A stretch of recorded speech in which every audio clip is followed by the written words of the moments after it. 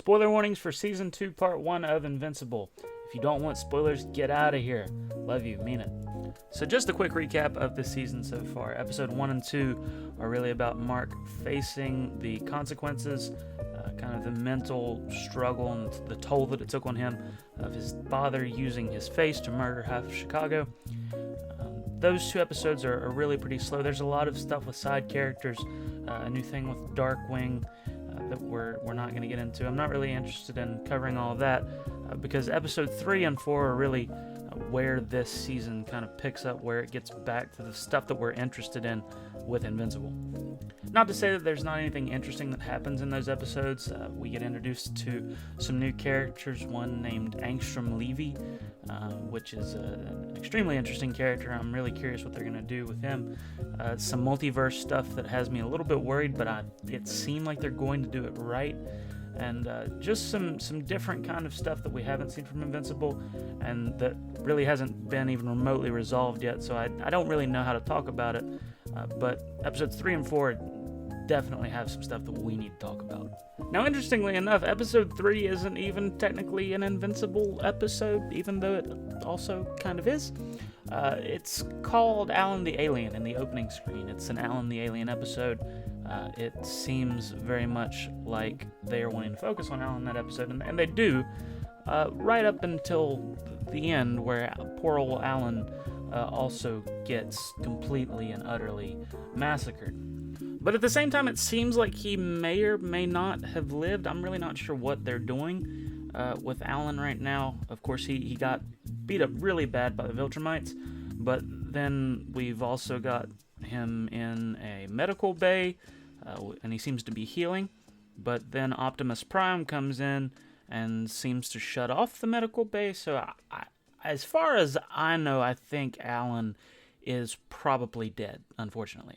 So we get introduced to those Viltrumites that beat up Alan, and then we are reintroduced to the Viltrumite, the one that we have been waiting to see all season, the one who I personally felt carried the narrative of the first season, when Mark is taken away to this other planet and meets his dad again, seemingly wanting his help. And friend, when I tell you that episode 4 kicks off, brother, it kicks off. Instantly, we get thrown curveball after curveball, seeing that Nolan now has a new family, that he kind of conquered these people, but didn't really conquer these people, but somehow he's their emperor. But of course, the Viltrumites are also not going to be pleased with the fact that he abandoned his post on Earth. They're not going to like the new family that he has here on this new planet. There's a lot of tension, a lot of conflict that gets set up really quick in this episode and then gets resolved really quick in this episode. Because before Nolan can even start training Mark like he wants to, Mark agrees to help Nolan fight reluctantly, to fight the Viltrumites and protect his new little brother that he has. But before they can do any training or any kind of preparation, the Viltrumites almost instantly attack, and it just kicks off from there. So Nolan, being the great fighter that he is, then defeats one of the Viltrumites named Lucan, and then he and Mark rush off to face the other two Viltrumites who are in the process of massacring this planet that Nolan's been hiding out on. And when I tell you that I was on the edge of my seat for this fight, I'm not kidding one bit. I was throwing up my hands. I was questioning what in the world was going on. This is the first time that I think we've seen Mark or Nolan really threatened. Of course, at the end of season 1, Mark was certainly threatened when Nolan was beating the life out of him. But were they really going to kill the main character of the series at the end of the first season? I know I watched Game of Thrones too, so it's possible, but this one's named after him, so it feels kind of different. And then we get what I've personally been waiting for pretty much the whole series, and that's for Mark to stop being a punching bag and start being a wrecking ball. He gets the pep talk from Nolan, and he starts fighting like his life actually depends on it. That's why I think that this particular event, this particular fight, is much more serious than any fight we've seen before, because the lives of the characters are really, truly in danger. And to end it all, Nolan and Mark do eventually win the fight, kind of. We find out that Lucan actually was not dead from the first fight that Nolan had with him, but he comes and kicks Nolan in the back after Mark is already injured.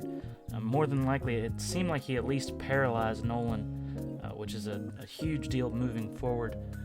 And then they said that they were going to execute him, and Mark is given a mission from the general of the Viltrumites, who seems like possibly one of the most terrifying characters that I've seen on the show thus far, and I'm really curious what they're going to do with him. Now, I don't think that they're going to kill Nolan just yet.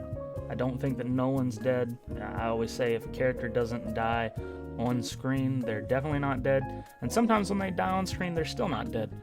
So for Nolan and Alan, really doubt that they are dead, but what in the world is going to happen next? So that's kind of our recap. Now looking back on the last video I made, I talked about some of the expectations that I had going into Season 2, and I'm just saying I was kind of right. The animation looks a lot better, looks cleaner, the fights look better, the general animation looks better. The CGI is still truly atrocious. I don't understand why we can't draw cars. I get that we need to use some CGI, but man, you can really tell every time there's a car on the screen, it just feels like we're looking at like a college freshman's first project. Not the, try and hurt the feelings of the CGI team, but it's a little rough. And then my second point was that I don't know what they're going to do without Nolan on screen. And I feel like that was really kind of the struggle of this season, is when Nolan isn't on screen. Like I said earlier, the first couple episodes really drag. It doesn't feel like there's a ton going on. I understand that they are setting up new stories. They're setting up new characters like Angstrom Levy, like the shapeshifter man, the Martian that's on Earth now. And I'm interested to see what they do, but it's just not as impactful right now as what's going on with Nolan and Mark and that dynamic. But hopefully these other side stories kind of get to that point where we're as invested as we are with Mark and Nolan. And then my third point was talking about just kind of the ideas that we're going to look at in this season. I really like what they're doing. They're sort of exploring this idea of what forgiveness is. Who deserves forgiveness? What is forgiveness? And I have my own opinions on that, as I'm sure that you do, and I'm not going to try to lecture you on what I think is right. But that's kind of the idea of where we're at. Should Mark really forgive Nolan? Has he forgiven him in helping him? Does Nolan deserve forgiveness? Can he earn forgiveness? What are we going to do there? How are we going to resolve that conflict? I think it's very interesting, the approach that they're taking with it so far. Well, that's kind of all that I've got to add to this first part of Season 2 of Invincible. I'm super hyped for the second part. Very excited to see what they're going to do, how they're going to resolve all of this, if the show is going to be able to hold up. Even though, like I said, those first couple episodes were a little slow, I know that we had to kind of ramp back into it. You can't just go from the end of Season 1 into, kind of balls to the wall Season 2. Otherwise, you sort of just lose the momentum and it gets kind of stale. So I understand having to scale that back a little bit. I kind of hope that the start of the second part of Season 2 isn't quite as slow as the first part, although I have a feeling that it will be after the way that this, the part 1 of Season 2 ended. But I guess we'll see. I don't know what's going to happen next. I have no idea where they're going to take this show, but it is one of my favorite shows that I have watched recently. It's probably one of my favorite shows that I've watched all time. I feel very invested in the characters and very curious what they are going to do with this particular universe and these characters that I've fallen so much in love with. But that's kind of all I've got for you guys today. Thank you so much for watching. Be sure to leave a like, a comment, subscribe if you feel like I earned it. I sure would appreciate it. And take care. I'll see you guys next time.